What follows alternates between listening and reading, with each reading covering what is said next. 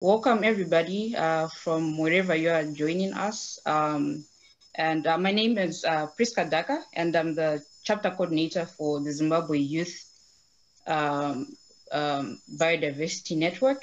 And this is the second Biodiversity and Nature Conservation Symposium that we're bringing to you. And we're very happy that you are all joining us.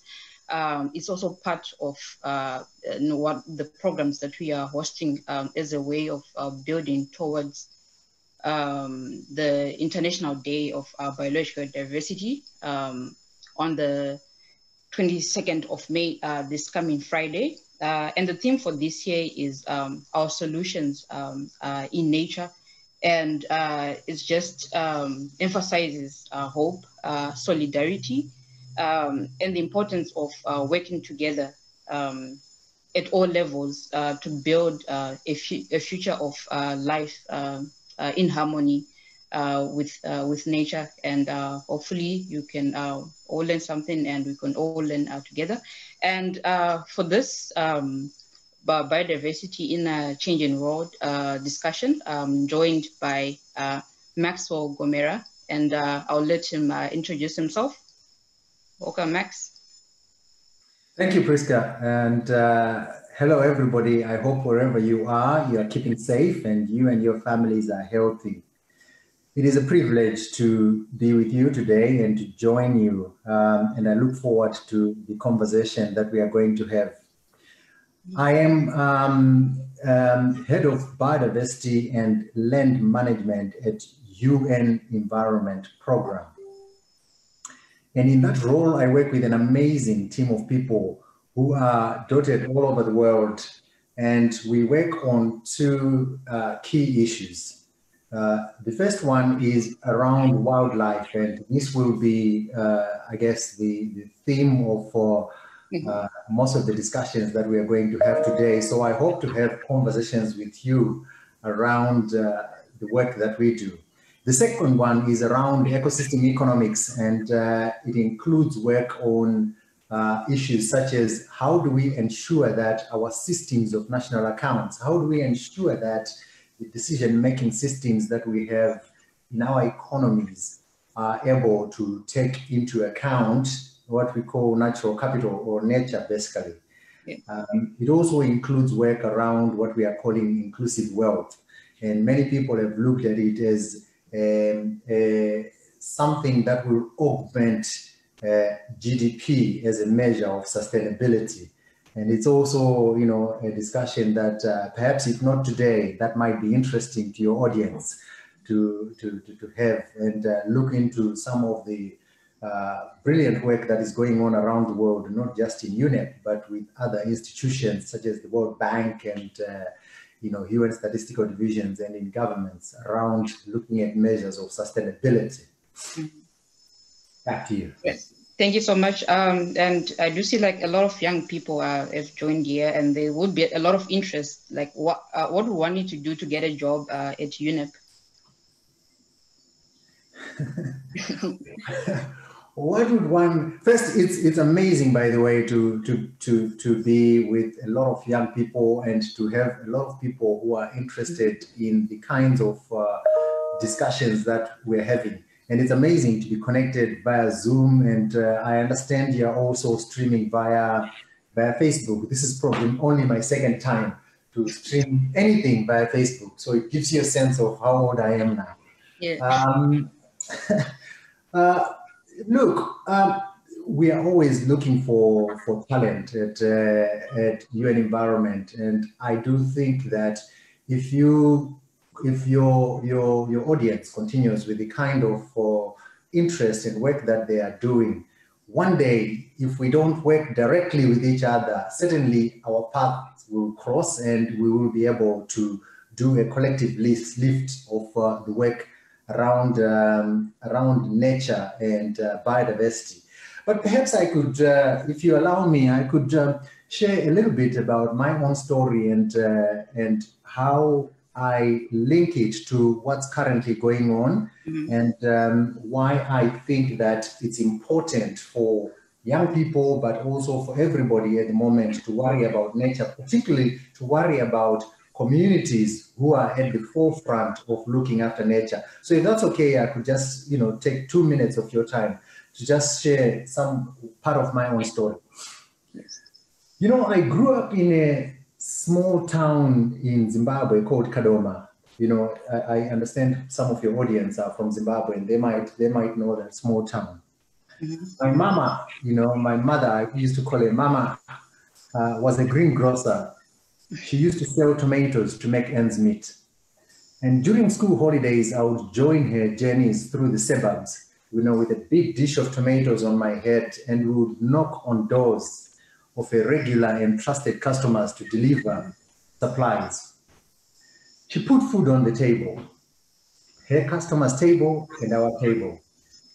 She kept a little book with copious notes, and I remember reading some of her notes on her customers, including their product preferences, the consumption patterns, the balance owing, and so on and so forth.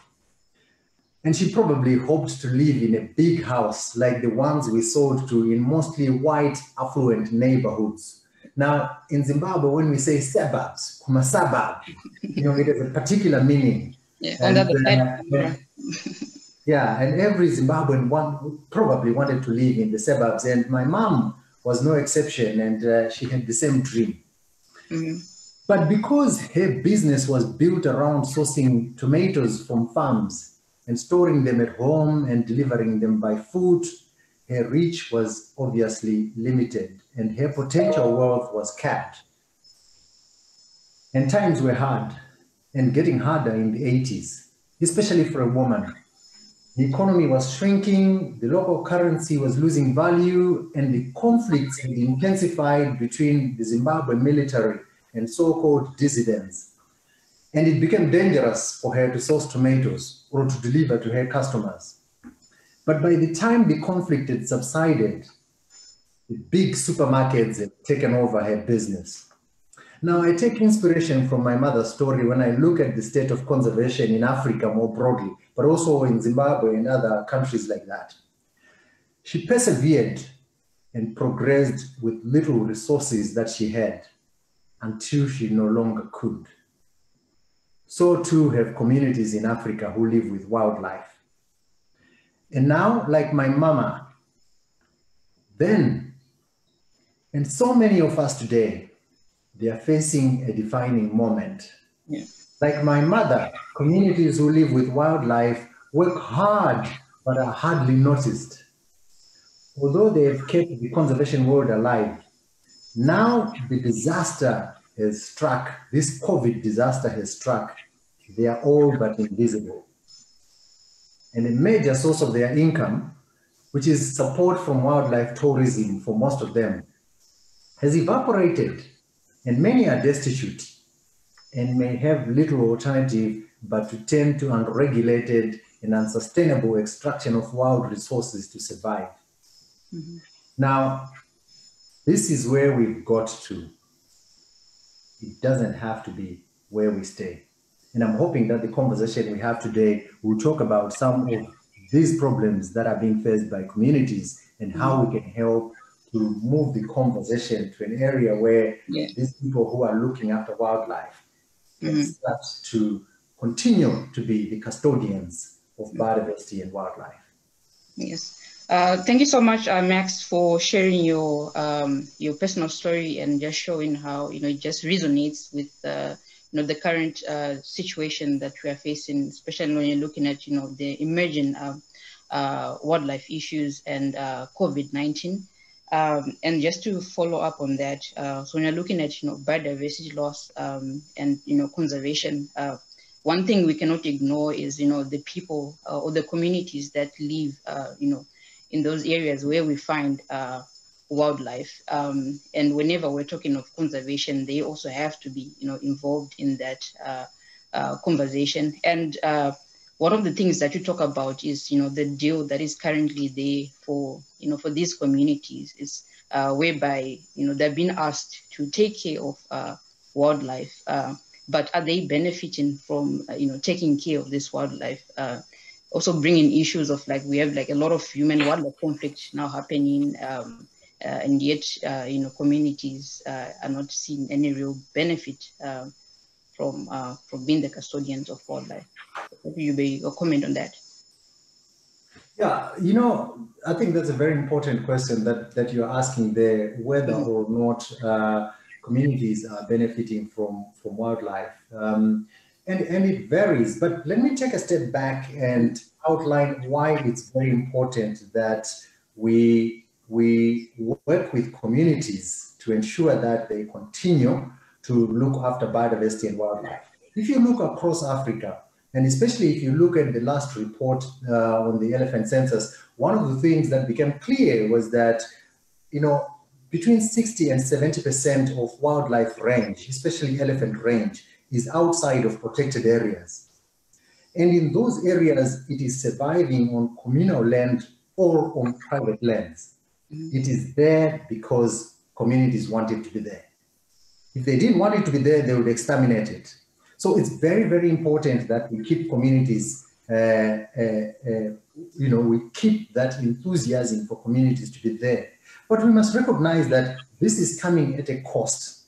Living with wildlife is not something, when I'm sitting here in Cambridge, where I'm sitting right now, it's fantastic to have these dreams about, I want to be able to see elephants and lions and all those wonderful animals when I go back to Africa. But these animals can be a nightmare to live with. If your children are walking to school every day and you worry about whether or not you'll be able to see them in the evening, it is a nightmare as a parent. But also, if elephants come into your fields and trounce your maize, or if lions eat your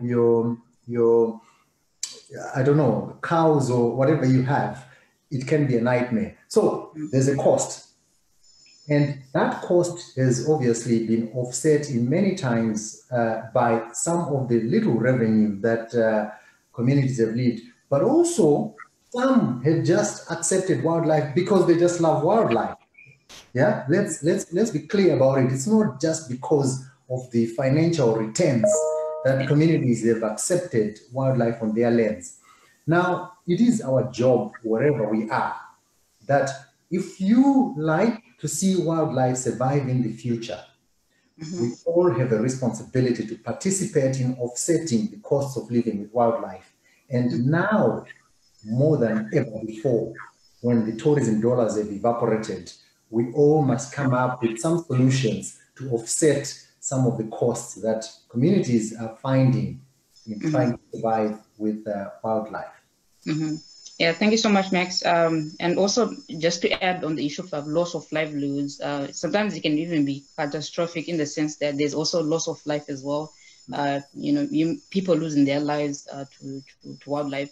And then there's also retaliatory killing that also happen. And some of these animals, like this, especially when it comes to conflict with lions, and also looking at, their numbers, their population are going down. So there's also the need to maybe even kind of like have some kind of conversation that we offer to, to those communities to say, yes, a lion has eaten your goat, but instead of, killing it, maybe call somebody from the national parks, and then they can come and handle that.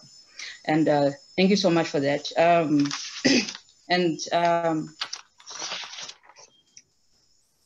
Then moving on to, the issues that we, especially with the COVID-19 and the whole discussion of biodiversity and how it is our life insurance. There's say that the pandemic actually emerged from wildlife, and there's a call to ban wildlife trade. And just as we're discussing issues of involving the communities, some of them actually depend on on wildlife trade. But then there's also arguments that there isn't any real benefit that is happening. And then we also have the core of animal rights also coming in, activists saying leave wild animals alone and do not use them. Wildlife should just be wildlife and left alone. And looking at the end goal of animal rights and conservation, they're two different. Where conservation is all about use, sustainable use, and animal rights is about not using. So already we see like there is a conflict there, and also just looking at some of the policy responses that have been made towards this. What would be your comment?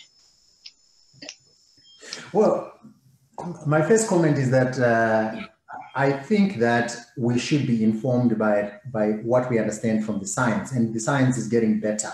Mm-hmm. At UNEP, we will be releasing, I think, sometime this week, a report that we call the Frontiers Report. If not this week, I think it's probably in the week of the World Environment Day. Frontiers Report, which this year, which will be focused on zoonotic diseases. And what we understand at the moment is that at least 60% of zoonotic diseases are from animals. Yeah? Zoonotic diseases are from animals, but 60% of those diseases are from animals, and about 75% of new emerging diseases are zoonotic diseases. Yeah.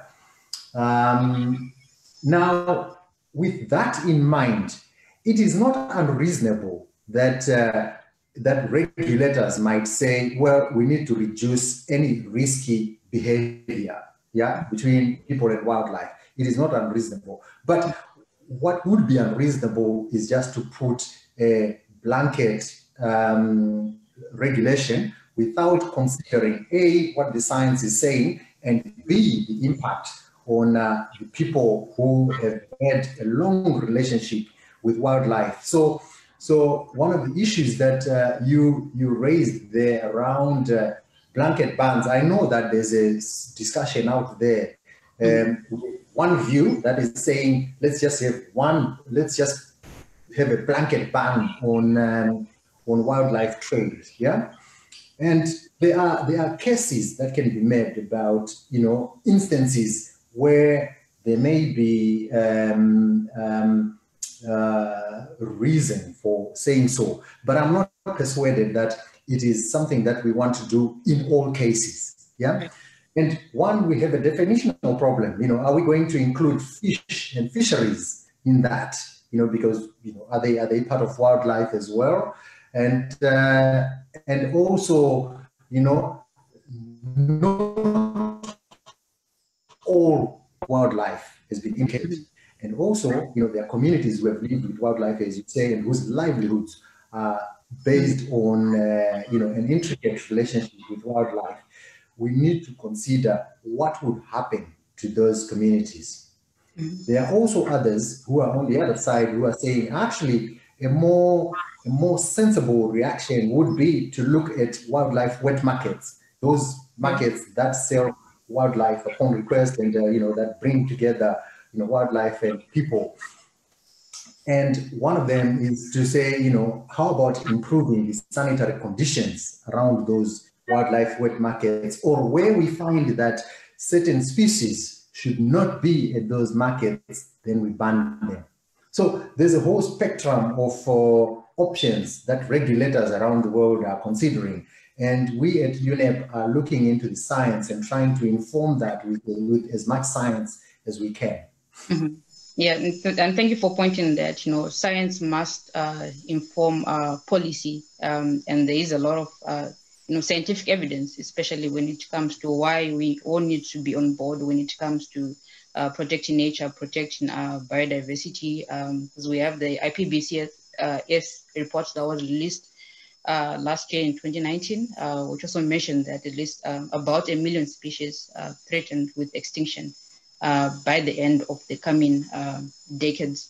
And just speaking on that, a lot of, because of the COVID-19, there's been a lot of disruption when it comes to meetings that were supposed to be held, in discussing where we're going to go next in terms of protecting biodiversity, and the upcoming COP15, which was also postponed, because 2020 has been dubbed the biodiversity super year, and still, I hope it's still the super year that is supposed to be, where we're supposed to be looking at our current relationship with the planet, with nature, and just bringing everybody on board.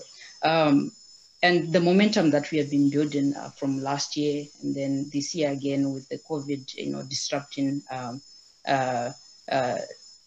that year. What are we supposed to do? Like, what changes can we make now? Just considering all these issues that have arisen.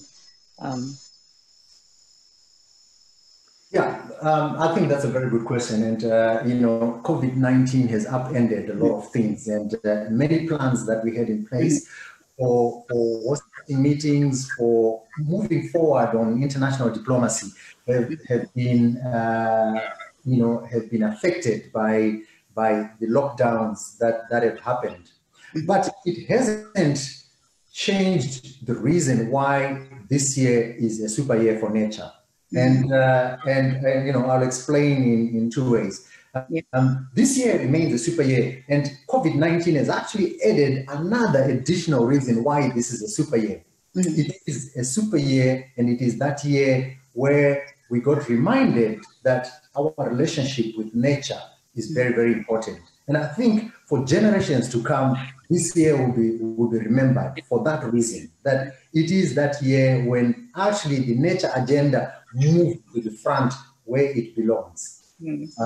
So this is a super year. But it is also a super year in the sense that the science is telling us that if we do not take action on some things, this year, and at least we have a small window, if we do not take action, we will not be able to control some of the ramifications that will happen in the next 10, 20, 50 years. So we've got a small window on which to lay out the foundational things that should happen in order for us to move forward. And what are some of those foundational things, and what can you do as an individual? Well, there's quite a lot. As an individual, I would say first, make sure that you appraise yourself with some of the discussions that are going on, and approach your leadership and, get into communities of learning, like the community that you have with the youth leaders. It's important.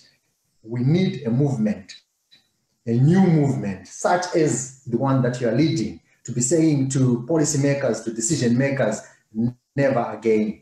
We need nature to be on top of the agenda. Now, the negotiations around the global biodiversity framework have not stopped. They are happening. And I think you should get involved. Now, some of the changes that we are doing to our economies, including, some of the stimulus packages that we are giving in our economies, you have a responsibility to be looking at with your local leadership, say, hang on, what are we doing in terms of giving stimulus packages to those communities who are living with the wildlife estate that we value so much? How is it possible that we are happy to give stimulus packages to multinational and big companies, some of which, maybe may afford it? And don't get me wrong, I think that we need to restart our economies. And I think that governments are right in giving stimulus packages.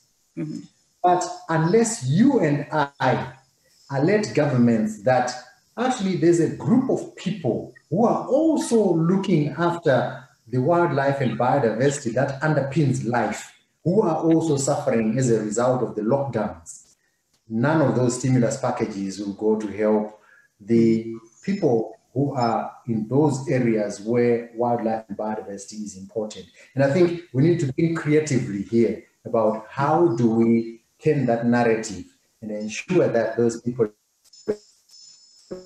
got access to some of the things. Yes, thank you so much. And speaking on the biodiversity framework, the good thing about the negotiations around that is that it was made open. Like anybody can be involved.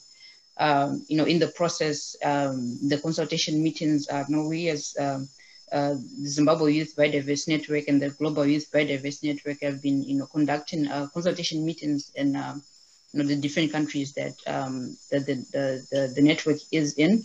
And there's also like women groups that have also been involved. And so it's like basically everybody has to come on board and to add their voice. Well, this is a global framework that we are, that we are talking of, and everybody can add their voice there. And sometimes when we even talk of like biodiversity, like not a lot of people know about biodiversity, the biodiversity crisis. Like if we talk of climate change, it's easy for somebody to understand, oh, climate change, they can tell you a little bit of that. But biodiversity, I mean, even with communication, it hasn't been, we haven't seen much of it going on, and that's why us as a youth group are working to raise awareness, to also to show people how how everything is connected in biodiversity, and to show people where they think that the loss of biodiversity doesn't affect them.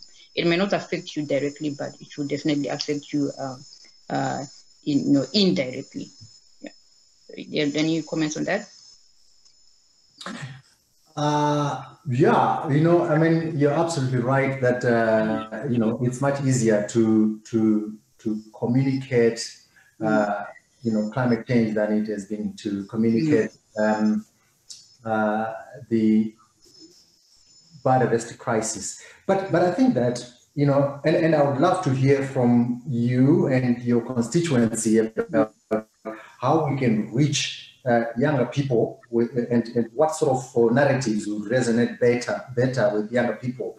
But just to say, the climate crisis and the nature crisis are actually twin crises. The solutions, the nature-based solutions that we're talking about, that we are saying, we need nature-based solutions. Those are the same solutions that will also help us to address the climate crisis. So it's very, very important that we don't look at this as very distinct and dichotomous problems. I think that, yes, sometimes it is very important that when we are designing solutions, we think of them as distinct issues. But in addressing the climate crisis, we really need to look into the nature crisis as well. Yeah. And the theme being our solutions are in nature. One example that maybe can come to mind to people is planting trees, but it is much more than just planting trees when it comes to nature-based solutions. Maybe if you can just explain that further about what do we really mean when you're talking of nature-based solutions for somebody who doesn't really understand or appreciate the topic. Wow. I wish I could give a good answer. One of my colleagues who works with me in UNEP has spent his whole life, Tim Christopherson, if you manage to get hold of him, has spent much of his time looking into nature-based solutions and be more based on the definitional aspects of it. But mostly what we are looking at is what are some of those solutions that we can get from nature, or we can apply nature to some of the everyday solutions that we face in our social and economic construct of world. So if you look into what happened in Zimbabwe, this is one of the things when Cyclone Idai struck, it was a tragic, and it's still tragic, but right now people are looking into instead of replacing the infrastructure that we had with concrete, what can we do? Can we plant more trees? What about the type of agriculture that we are using in that area? We've got things like regenerative agriculture, zero tillage and all those things. These are some of the nature-based solutions that people are looking into, as solutions to some of the problems that we face. In Harare, where I grew up, 20 years ago, it was very, it was acceptable that people were building their houses on wetlands. And they were using what people called special foundation. And, it sounded like a techie thing to do. And it was just acceptable. Even if environmentalists were saying, look, watch out, you are creating a problem for you in the future, because these are areas that are like sponges. You know, they do suck the water, clean it up, so that Harare has a continuous supply of clean water and fresh water. Unfortunately, regulators ignored that and allowed people to build houses and infrastructure on wetlands. Now we've got a problem with water. It would have cost us much less to clean the water that supplies Harare, or indeed to recharge the underground water that Harare is facing right now. Now, one of the problems that we are beginning to see in Harare is that, you know, partly because of the drought and also increasing population, but also because we built on wetlands, the depth that you now need to go to heat water when you're sinking a borehole has increased on average. You know, where we used to drill to 40 meters, people are having to go to 80, 100 meters now. Partly because, you know, the underground water that, you know, some of those sinks used to suck in, we've built on it. So we need to be creative about, you know, some of the solutions we are applying to the development of our own infrastructure, but also to our agricultural systems and many other systems that we live with in our everyday life. Yeah, I guess this also speaks to, like, especially in terms of, like, you know, when it comes to cities, and when you're growing, to also consider, you know, the nature that is, you know, around those cities, because there is that, you know, that chances like it might get destroyed, like building houses on a wetland. It might just seem like, oh, it's just a piece of land, or it's just a wetland. If I build my house on there, you know, nothing will happen. You know, it won't affect anything.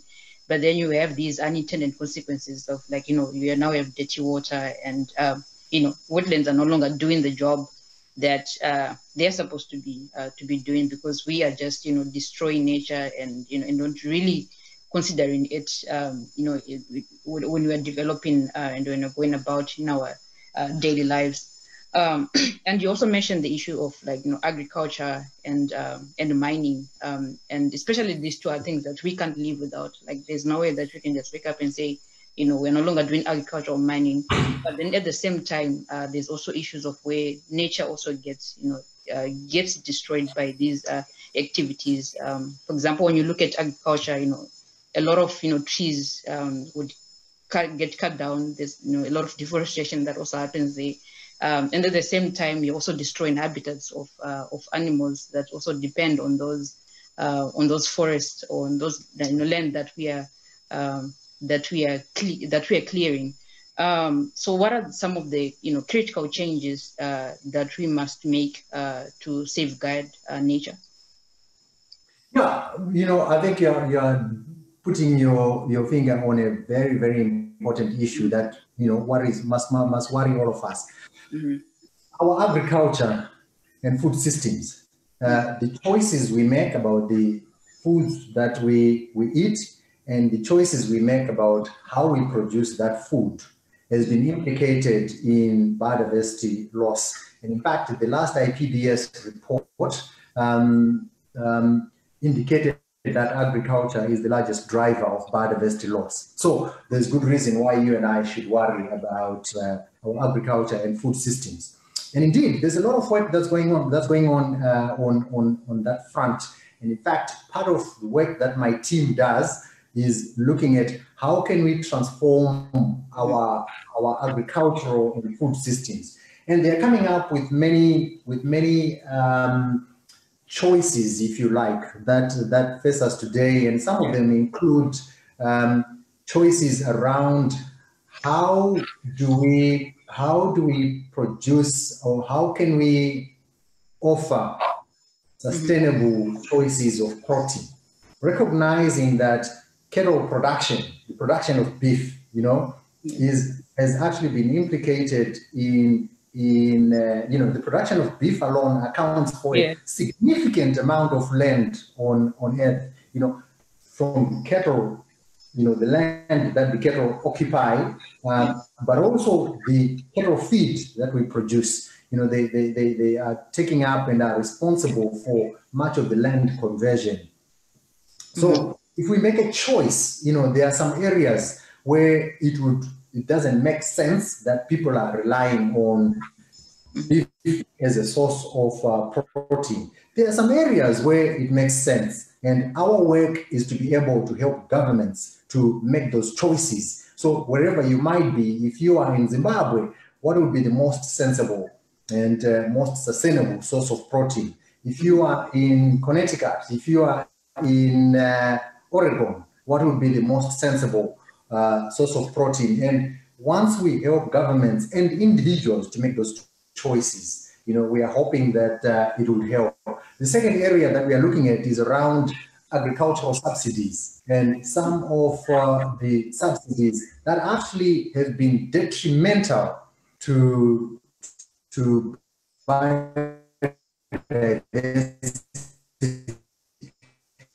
governments on issues cities, so that they will result in outcomes that are we are also looking at how do we reduce food are important at a national level, but there are many actions that and choices that we can take at an individual level.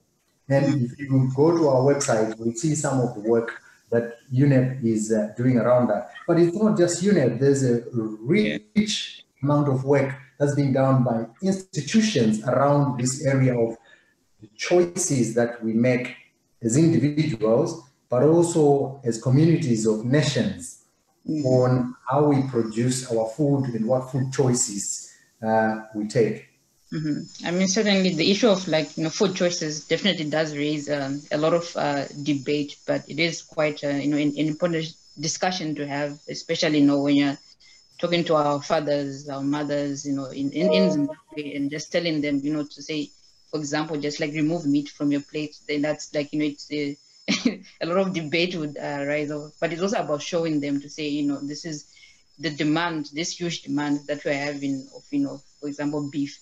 It's causing this, it's causing, it's adding on to these, environmental challenges that we are facing. And it's not just about considering, the present generations, but it's also considering, future generations as well that will come. Say, what kind of world are we going to inherit ourselves, and what kind of world are they also going to come into as well? But let me, sorry, if I may, let me be very clear on that, yeah? I think that it would be unhelpful if we just told people what not to do, because some people, they don't have that option, yeah? So I'm thinking of people who are in Mondoro, a rural area in Zimbabwe, whose livelihoods are built around the production of maize and the production of other traditional sources of livelihood. So for those people, if you just say don't have cattle, it doesn't make sense, right? But that's not the message that we're sending out there.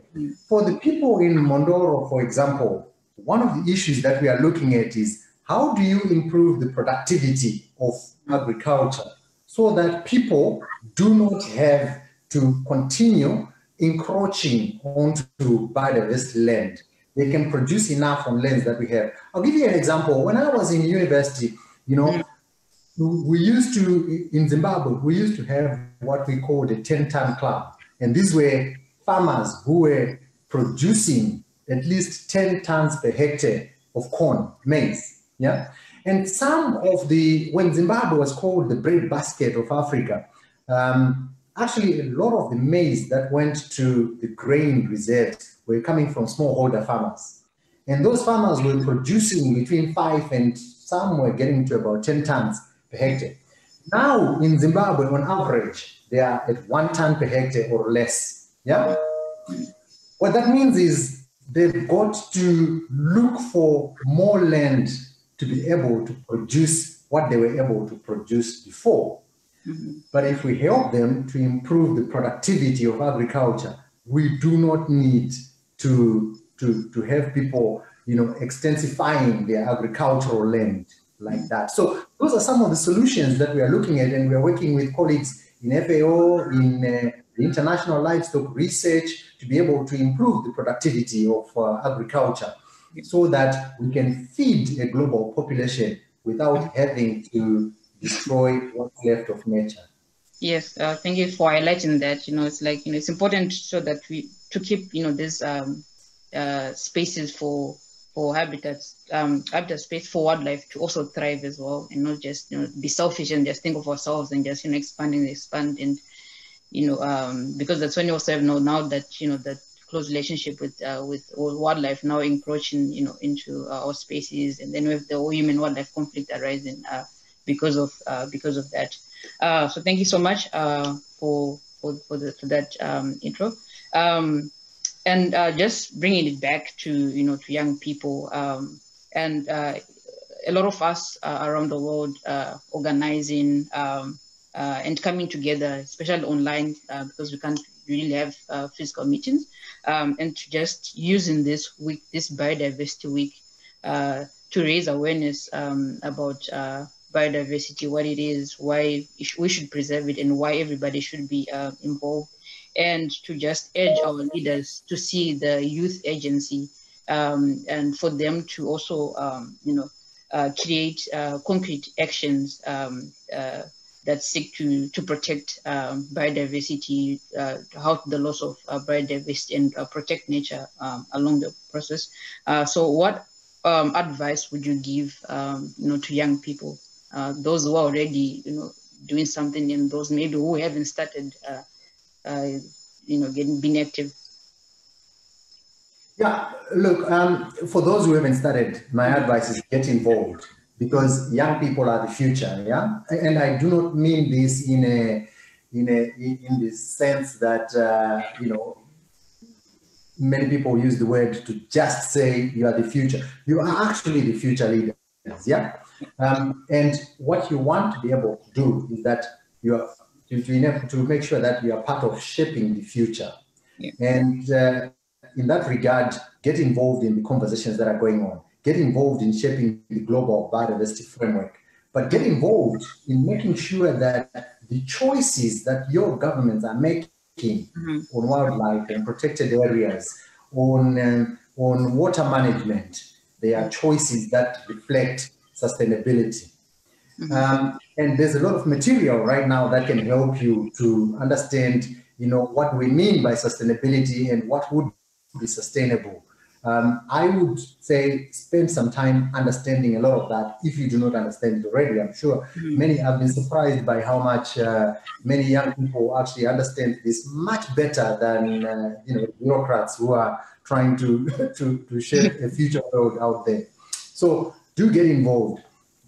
Second, demand accountability.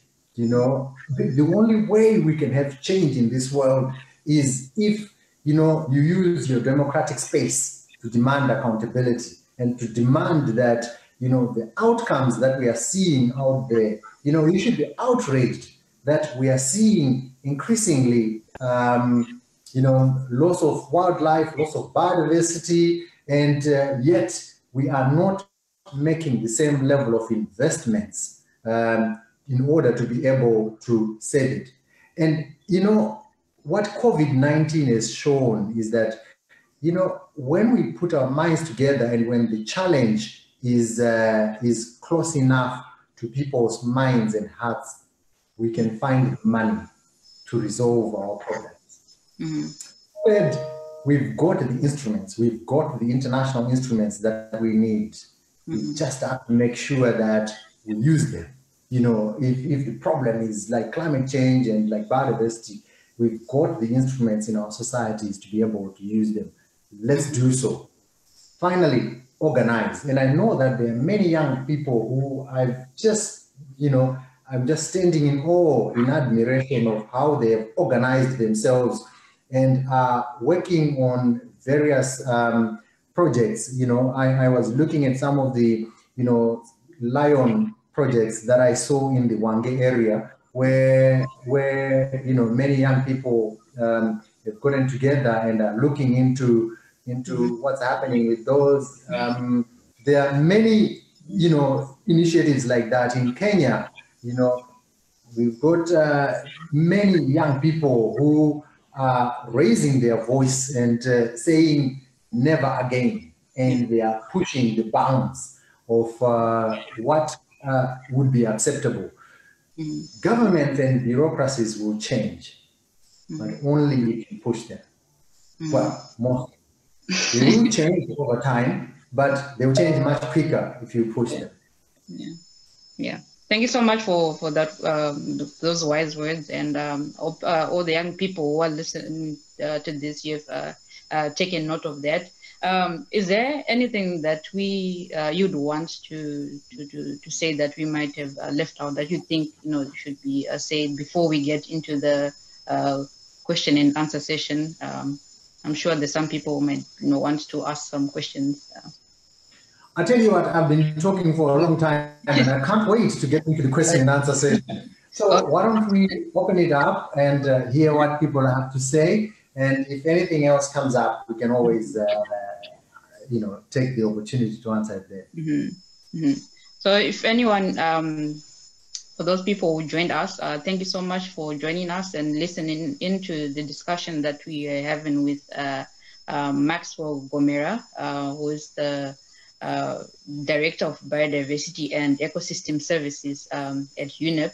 So if you have any questions that you'd love to ask him, please go ahead. Now we're also live on Facebook, so you can type in your questions in the comments and we'll try to read from there.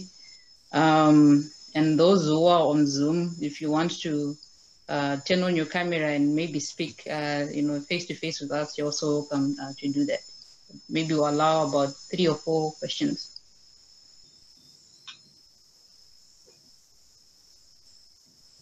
Yes, how are you, Olga Kupika? Hello. Good afternoon, everyone. Yes, please go ahead and ask your question. Okay. Thank you very much for this exciting meeting. Quite relevant, and I'm happy that young people are actually taking the lead in as far as pushing the biodiversity agenda forward. I like all the ideas which have been presented, especially the issue of how young people can become involved. Especially when you look at challenges in this changing world. Max said 2 important points. That one, get involved and demand accountability. Those are critical issues. Now, in terms of getting involved, this is where my question is coming from. I've been following a lot of events, especially for the Zimbabwe Youth Biodiversity Network. Quite interesting. Thank you. A lot of involvement. And I follow that with a lot of passion. But here is a challenge. So mine is more of a challenge maybe than a question, to say, in what way can also the young people get involved with more practical action, mainly towards enhancing biodiversity in terms of avoiding these challenges? Because what we see more of course, we have a lot of advocacy, a lot of capacity building, which is fine.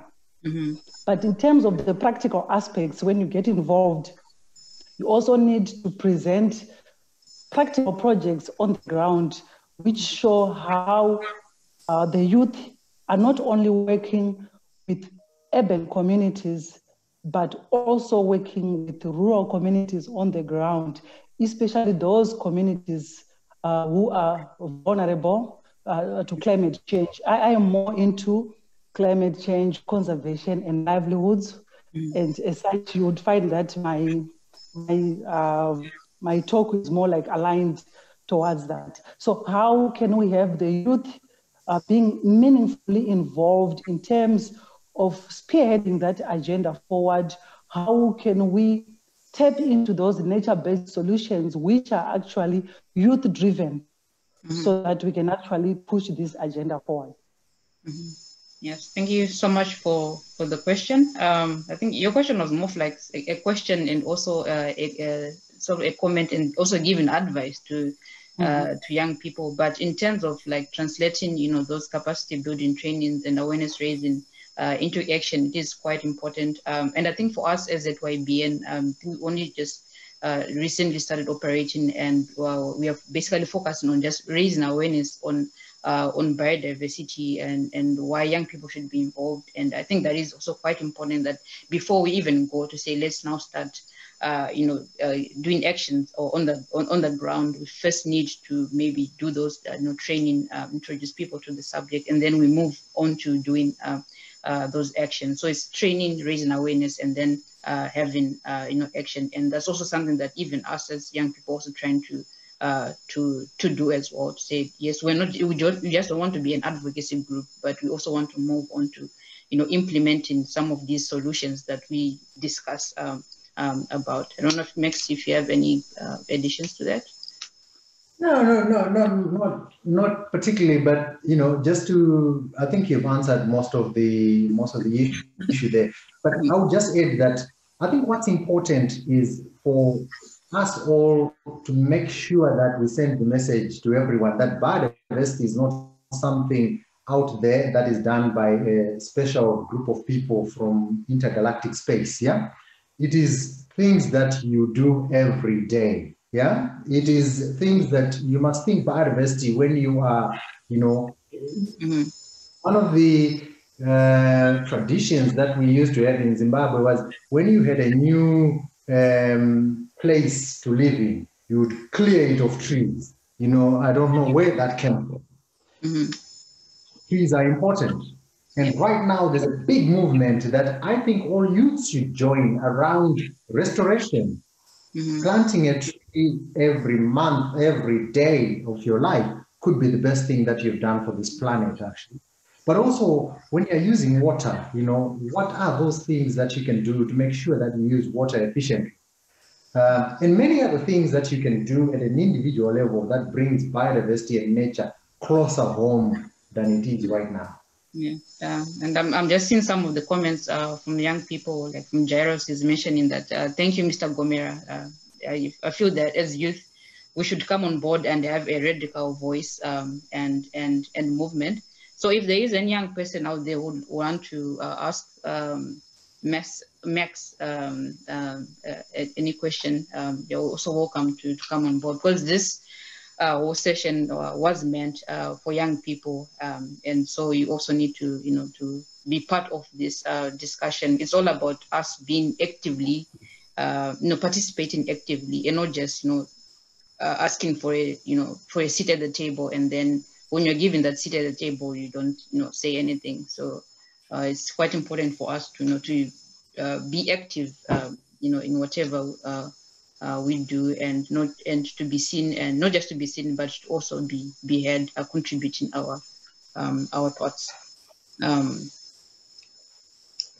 So if there isn't any more question, I think we've almost we have about 4 minutes left until before we finish this meeting.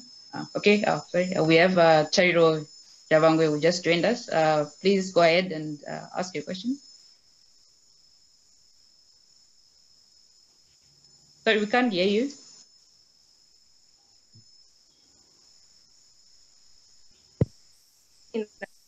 Yeah.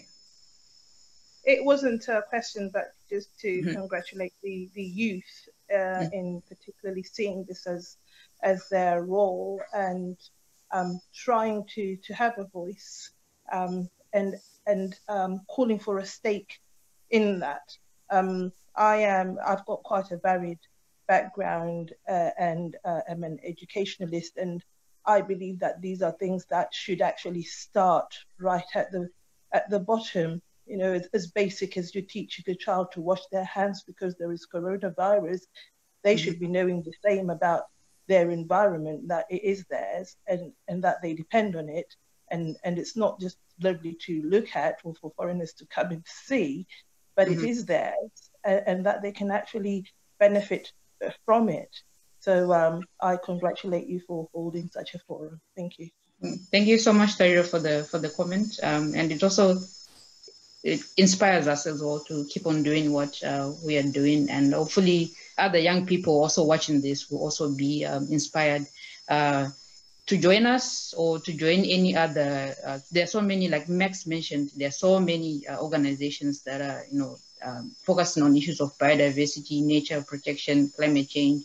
So you have a lot of choices, and there's no excuse not to be involved. And we believe in the power of youth leadership. That yes, youth can lead, and the opportunity is there for us to lead, and we're going to take it up. And I see a hand raised by, can't pronounce the name, but but yeah, you can go ahead and come on, turn on your video, and you can make your comment.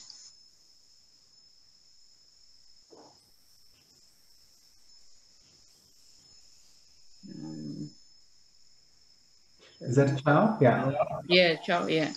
Yeah, actually, video is actually turned off. I don't know why. It's all right. Yeah, we can hear you. Yeah, thanks. It's a very nice session. And thank you, Maxwell, Gomera. I have actually three situations. I am from India. See, we have in Mumbai, a metro project is going on for what we are facing another problem in a rainforest called Ari. This is first situation. Second situation is that the government of India is announced coal mining project in Dihing Patkai rainforest, which is one of the another best biodiversity zone. This is coal for the coal. And the third situation is that again government of India last year approved a thermal project in a lower Dibang Valley, which is again a rainforest. Now see that we are the young people who are always actually working for environment. Now there is a very big challenge with the government. Sometimes government is taking one decision for the communications, another decision is for coal production for the industry, and another decision for the electricity production. So at what cost? What we have to do in such situations? Please enlighten us. I'm not sure that I quite got the question because there was a transmission was breaking. Can you repeat that for me, Priska? Yeah, I also didn't quite get it as well. It was breaking. Maybe if you can type the question in the in the comments section, then we can. Okay, yeah, because it was like, sorry for that, Chao, it was breaking. Maybe if you want to just repeat the question that you want Max to answer. Okay, I'm putting first question is that the government is taking one metro project in Mumbai, India, by they are actually, we are facing the problem with Ari rainforest. This is the first situation. Second situation is that as government of India again, they are actually approving a coal mining in another rainforest. This is called Dihing Patkai. The third situation is that government of India again going for a thermoelectricity production in another rainforest is called Dibang Valley. See, the three situation is there. First situation is for communication, for building metro. They are harassing the rainforest. Second situation for coal. They are harassing another rainforest. Third situation is for electricity production. Now, all are for the betterment and in the name of development for the human beings. But my question is that we are, as a young environmentalist, we are fighting for the biodiversity, fighting for the nature, fighting for the environment, and in front of us, the government is the biggest challenge. So in such situation, how we have to tackle all those things, please. Okay, if I understood, you're saying that there are infrastructure projects that are going on in rainforests, right? Yes, I think that's it. Yeah. So I'm not familiar with the details of those projects, so I couldn't make a direct comment about those particular projects. But yes, infrastructure is one of those areas that we, in the 21st century, have got to think quite carefully about. on the one hand, we need the infrastructure to be able to develop, yeah? On the other hand, we need to be asking ourselves about what sort of infrastructure do we need, and can we develop that infrastructure without undermining the biodiversity and ecosystem services that underpin the success of all life on Earth? Now, just to give you some numbers that will shock you, I was reading a paper by Bill Lawrence, which suggested that over the next 15 years, at the time when it was produced, we are going to invest $90 trillion into infrastructure development. That's about $4 trillion a year, except for this year where COVID has slowed that down. Now, $90 trillion of investment is the same. What it means is that by the end of these 15 years, we will have built new infrastructure that is more than the current infrastructure that exists. Now, just think for a moment about that. Think of all the roads that we have. Think of all the dams that we have. Think of all the houses that we have. Think of all the factories that we have. And think about how we are going to be building new infrastructure to surpass the amount that we have today. And most of that infrastructure is going to be built in areas in developing countries, some of which have got intact biodiversity. So clearly there's a reason for us to worry about it. What we are doing at UNEP is we've got a sustainable infrastructure project initiative that is helping countries to be able to tell under what conditions can infrastructure be developed more sustainably. Mm-hmm. We are also looking at some of the instruments that governments and investors use in deciding on whether or not a dam should go forward, a type of infrastructure should go forward. The strategic environmental impact assessment tool itself, because this is the tool that people and investors use to be able to decide on whether or not to move forward with a particular type of investment. Now, if that tool is developed and is sufficient for us to be able to safeguard some of the negative impacts of biodiversity, then we can be reasonably assured that the choices that we are making are sustainable choices. At the moment, that tool has failed us. So we've got a collective responsibility to be able to ensure that we develop the tools that we need to prevent those negative outcomes. Now, I do not have, as I said, knowledge of the particular instances that Chao is raising. But what I can say is that increasingly we've got the knowledge and the tools that we need to be able to demand more sustainable choices. Mm-hmm. Thank you so much. I'm just seeing here other questions where somebody, Osuma is asking what can we do to get youth involved into biodiversity conservation, and I think part of that we answered that, and even Olga sort of like gave a good example of what needs to be done, and that's like firstly like raising awareness, building capacity, because sometimes we ask young people, we are asked to be involved, but then we don't even know like how to even get involved. So starting with having those capacity building trainings, and also us young people also just taking up the initiative to care about these issues, because we are the ones who are going to inherit the planet. So we should also be involved in the conversation. So I think we've gone past our time, and I see a lot of people are still here. So I guess this was quite a good conversation that we had, and I hope we all learned something, and we're all going to be involved in this Biodiversity Week that we organize in SZYBN and the Global Youth Biodiversity Network. There's a lot of activities happening online, so you can follow us online on our page or go to the Global Youth Biodiversity Network's page. You'll see a calendar of events that are happening with chapters organizing different activities, different online activities in their countries there that they are in. And just to emphasize on the importance of youth participation and involvement in biodiversity conservation and management, let's get involved. we have the power to, to influence change. We may not be able to make the laws, but we have the power to be influential as a youth constituency. So thank you, Maxwell, Gomera, for taking this time to join us. I know you've been interviewed by a lot of people on different platforms, and thank you so much for also joining us on this platform as well to just talk to young people. Thank you. No, thank you very much, and keep safe, everybody. Yes, and thank you so much, everybody who joined us. And I hope you have a good day. Right. Cheers. Cheers.